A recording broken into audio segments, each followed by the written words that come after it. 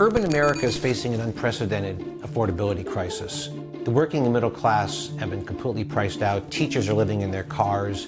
Unionized janitors, hotel workers, nurses, first responders can no longer afford to live in the cities where they work.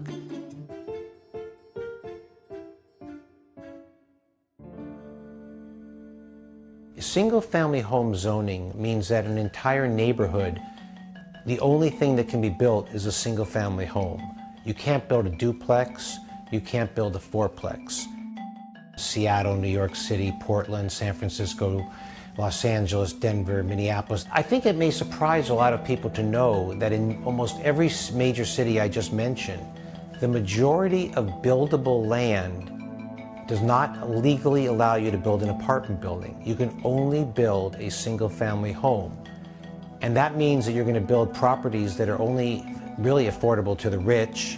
The homeowner role in causing our housing crisis has not been given sufficient attention. There's this kind of mythology that gentrification of urban neighborhoods is caused by big development and luxury development and evicting people. That's actually false. In all the cities I talk about, gentrification is primarily caused by not building apartments.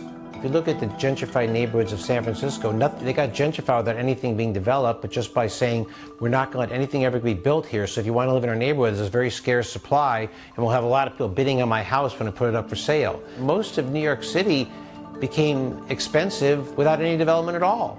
But there's this mythology that quote-unquote greedy developers are the problem, when it's really more likely to be greedy homeowners. When you can only build a single-family home, you're pretty much saying that tenants are excluded from the neighborhood, people of color are largely excluded, and anyone who isn't rich is excluded. And you're really creating elite, exclusionary white communities.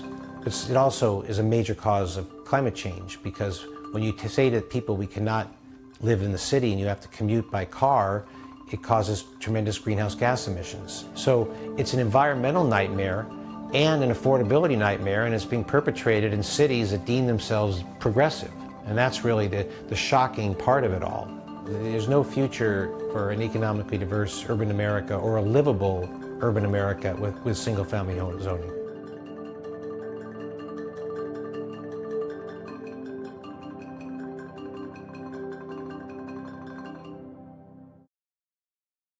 Hey, NBC News viewers, thanks for checking out our YouTube channel. Subscribe by clicking on that button down here, and click on any of the videos over here to watch the latest interviews, show highlights, and digital exclusives.